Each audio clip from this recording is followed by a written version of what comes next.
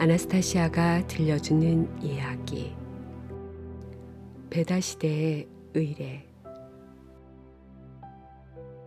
베다시대의 의례 행위의 참뜻을 중상하고 왜곡하느라 후에 신비허구의 신관들은 적지 않은 힘을 쏟았어. 그 예로 베다 사람들은 분별 없이 물을 숭배한다는 소문이 퍼졌어. 아직 사랑도 모르는 최고의 처녀를 매년 제물로 바치고 호수나 강물에 던지거나 뗏목에 묶어 강변에서 밀어내어 죽게 한다는 소문이 퍼졌어. 실제로 베다 사람들에게는 물과 호수나 강에 연관된 다양한 행사가 있었어. 하지만 그 뜻은 전혀 다른 데 있었어. 죽음이 아닌 삶을 돈 것이었어. 한 가지만 말해줄게.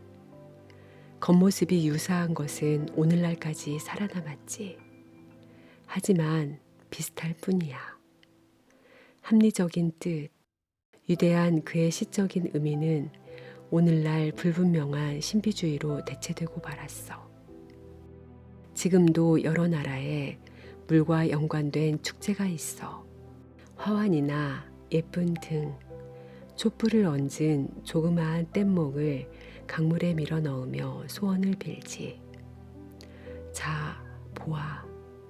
원래 이 축제의 뜻이 얼마나 이성적이고 시적이며 어디에서 유래한 것인지.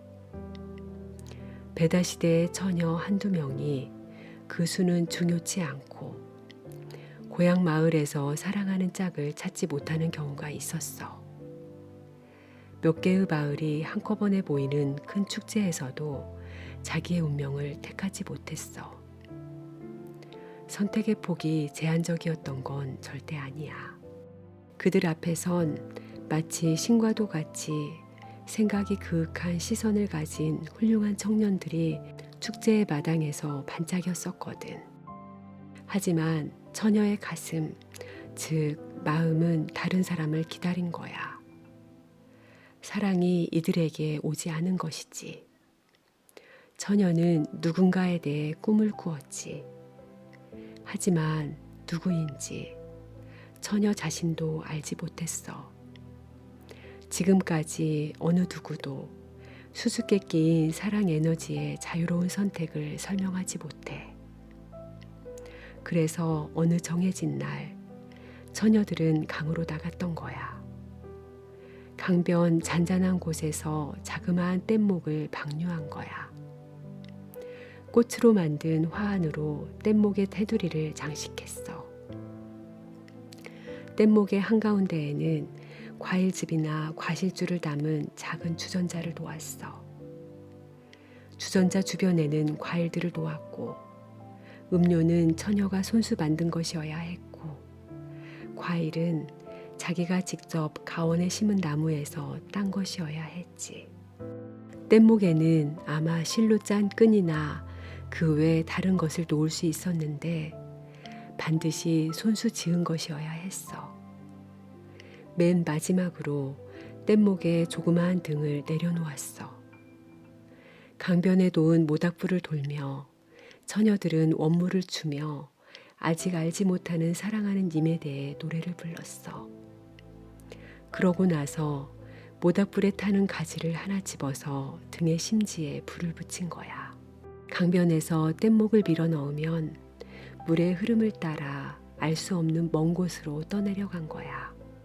처녀들의 시선은 소망을 품고 자기 뗏목을 배웅했어. 멀리서 등불만이 보이고 점점 작아졌어. 하지만 처녀들의 가슴은 소망의 불로 타올랐어. 알지 못하는 누군가를 향해 기쁘고 부드러운 느낌이 자라났어. 처녀들은 자기 집으로 뛰어 돌아가 홀로 되어 만남을 소중히 준비했어. 기다렸던 그가 날이 밝는 아침 또는 석양에 찾아왔어. 하지만 어떻게, 무엇이 그를 인도했지? 만남을 도운 것이 신비일까? 아니면 합리일까? 혹 베다 사람들이 느낌으로 접해본 지식이 그러한 건 아닐까? 스스로 판단해봐. 처녀들의 뗏목은 강물의 흐름을 따라 흘러내렸고 온 마을에서 심지어는 먼 곳에서도 그날을 알고 있었지.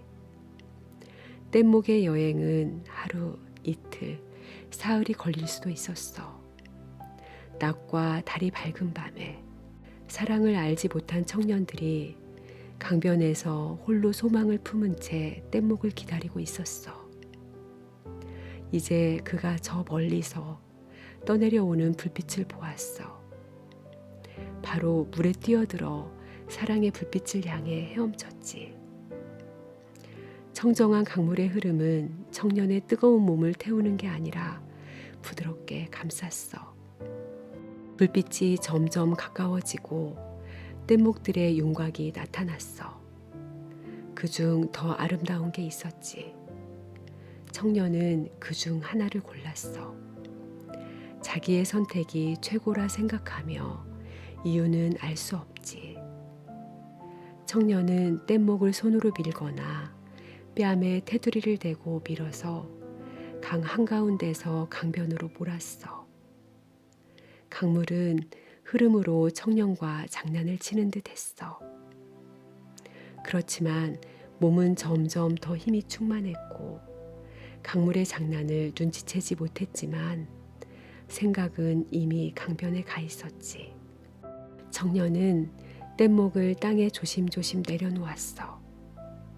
숨으로 등을 끄고 음료를 마셔보니 기쁨이 차올랐어. 그리고 서둘러 집으로 가서 길을 떠날 채비를 한 거야. 뗏목에 놓였던 모두를 청년은 챙겼어. 길을 가며 열매를 맛보고 그 맛에 감격했어. 얼마 지나지 않아 뗏목이 떠내려온 마을에 도착했어. 길을 오며 만끽했던 열매의 나무와 과원을 오차없이 찾아냈어. 우와, 사람들은 놀랄 수도 있겠지. 이건 미신일 수밖에. 청년들이 어떻게 하나도 오차없이 자기가 사랑하는 사람을 찾을 수 있었냐고? 사랑이 자기만 아는 길로 그들을 인도했다 할 수 있어.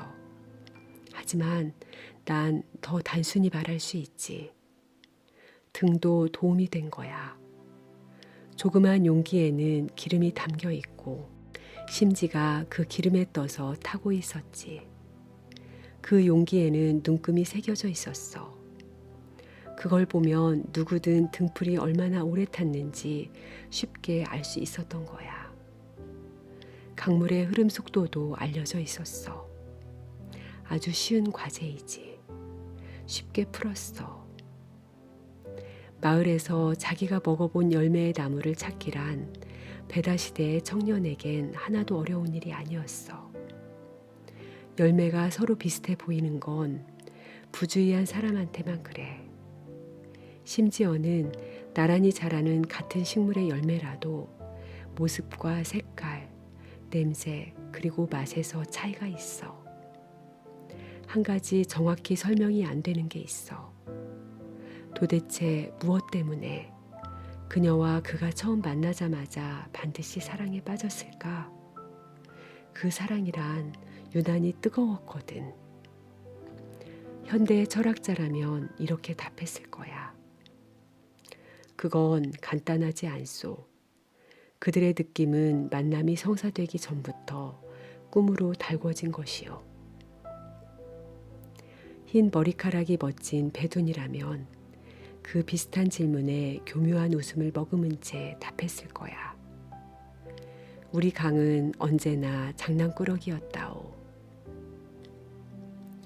물론 원한다면 내가 얘기한 예식의 매 순간을 배두는 해석하고 매 순간의 목적을 정확히 풀어낼 수도 있었을 거야.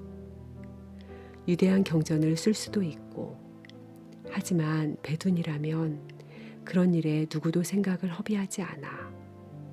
왜냐하면 블라지미르, 그 사람들은 삶을 분석하지 않고 삶을 지었던 거야. 아나스타시아